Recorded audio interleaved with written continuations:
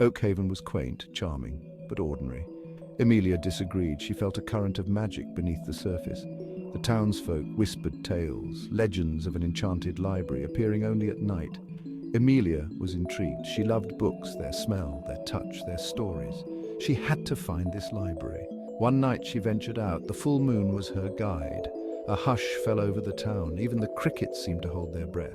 Then she saw it, tucked between two shops. A shimmering door where there was none before. The whispers were true. Emilia's heart pounded like a drum solo. She pushed the door open, hesitant yet excited. The scent of aged paper and leather welcomed her. The library was aglow, but not from lamps.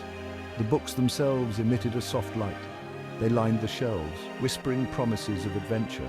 Each one seemed to call her name. Emilia ran her fingers along their spines. Some were leather-bound, others adorned with jewels. She felt a strange energy thrumming from them. It was like they were alive. Then her fingers brushed against a book unlike the others. Its cover was a mesmerizing emerald green, pulsing with an inner light.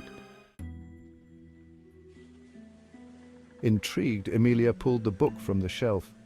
As soon as her fingers touched its cover, the library around her dissolved. She gasped, fear momentarily paralyzing her. When she could see again, she was in a forest. But this forest was different.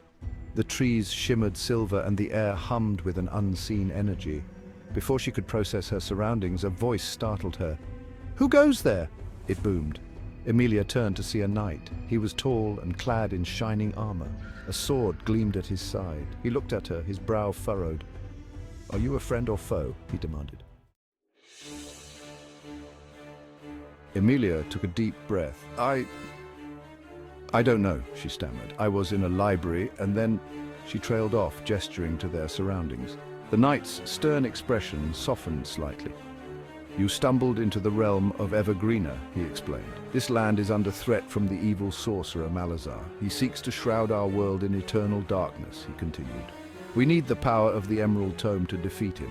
He gestured to the book still clutched in Emilia's hand. "That book," he breathed, "it's the key."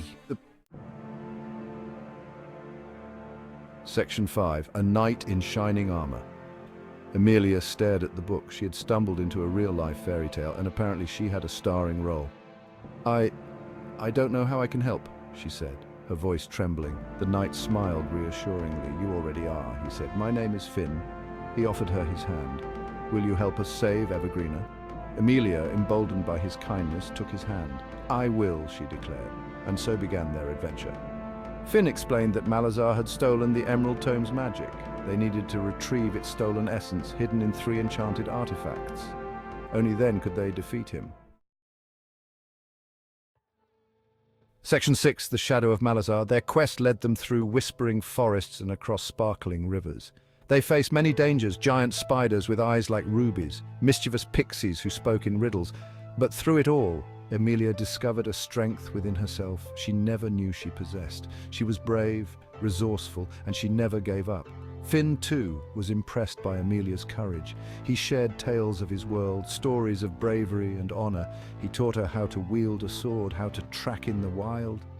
Emilia, in turn, shared stories from her world, stories of ordinary people doing extraordinary things. Section 7. The Power Within. Their bond deepened with each challenge they overcame. Finally, they reached Malazar's fortress. It was a forbidding edifice of black stone shrouded in an unnatural fog. Fear gnawed at Emilia's heart, but she pushed it down. She had come too far to give up now. She had a world to save. Together, Emilia and Finn infiltrated the fortress. They used their combined skills to overcome the traps Malazar had laid.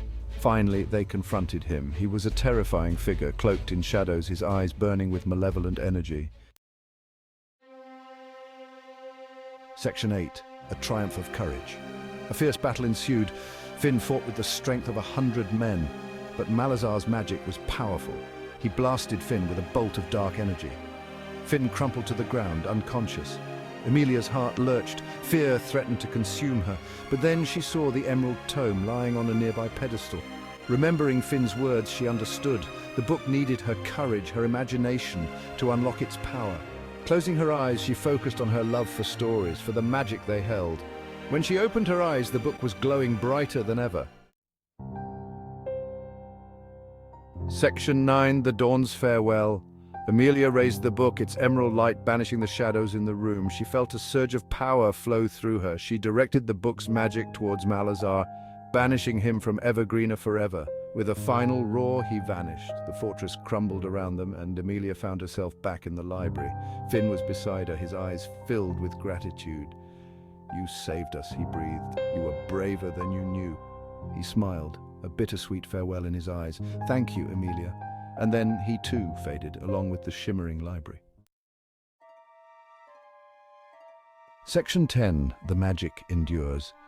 Amelia stood alone, the morning light streaming through her window. Had it all been a dream? She looked down at the book in her hands. It was just an ordinary book now, its cover a dull green.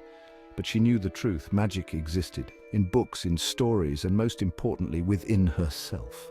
The library remained a secret, visible only to those who truly believed. And Amelia, she carried the spirit of adventure in her heart, knowing that magic awaited those who dared to open a book and dream.